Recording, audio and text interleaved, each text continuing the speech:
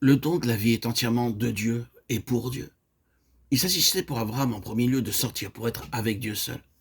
C'est là, je pense, la signification de ce que nous appelons la vocation d'Abraham. L'Éternel dit à Abraham, quitte ton pays, ta famille, la maison de ton père. Genèse 12:1. Ton pays, ta famille, la maison de ton père. Dans la souveraineté de Dieu, Abraham est appelé à devenir l'instrument de la vie, c'est-à-dire en figure, en symbole.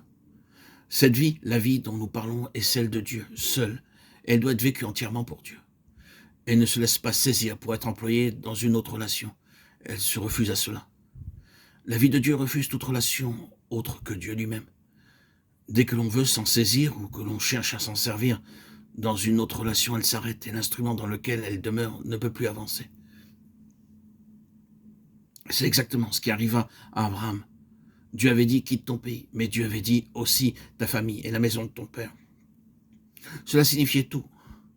C'était définitif, entier, final. Abraham fit le premier pas de la foi, mais il ne fit pas le second ni le troisième. Il prit sa famille et la maison de son père avec lui et ne put aller très loin. Il arriva à un point d'arrêt et il resta jusqu'à ce que le reste de l'ordre divin ait été observé, ou du moins une grande partie de cet ordre. Alors Abraham avança, et cependant il n'entra pas encore complètement dans la pensée divine. Cette vie divine qui entre dans l'enfant de Dieu par la nouvelle naissance est la vie de Dieu, et la vie de Dieu seule. Elle ne peut être liée à aucune autre chose. Elle n'agira pas dans un autre sens. Elle n'agit qu'en relation avec Dieu, avec la pensée de Dieu, le dessein de Dieu, la volonté de Dieu. Et pour que cette vie nous porte jusqu'au but entier de Dieu, elle doit être vécue entièrement pour Dieu. Toutes les autres relations doivent être laissées en arrière. Elle ne peut pas être introduite dans d'autres relations. Nous le voyons, cette vie n'est pas simplement une chose abstraite, elle est en Jésus-Christ. Elle est entre les mains du Saint-Esprit. Elle ne peut être possédée à part, en vérité. Nous ne pouvons pas séparer la vie de la personne divine. Christ est la vie, et le Saint-Esprit est l'Esprit de vie.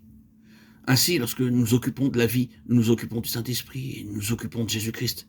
Et cela signifie que cette vie, qui est l'essence même de Dieu, a ses propres caractéristiques, ses propres formes, ses propres significations, ses propres mesures, ses propres objets. Elle a sa propre mentalité, ses propres raisons, ses propres voies. Elle a une voix à elle, une signification à elle, une pensée à elle, et il n'y en a pas de semblable à elle. Elle suit son propre cours. Toutes les autres voix, toutes les autres mentalités sont autres, en vérité entièrement autres. Il n'y a aucune correspondance entre l'une et les autres. Lorsque Dieu dit « Mes pensées ne sont pas vos pensées, vos voix ne sont pas mes voix », Ésaïe 55:9. La différence qui existe entre vos voix et vos pensées et les miennes est aussi grande que l'espace qui sépare le ciel de la terre. Ce n'est qu'une autre manière de dire « Ma vie est absolument différente de la vôtre » dans sa mentalité, son jugement, son raisonnement, ses caractéristiques, sa nature, différente en tout et entièrement autre.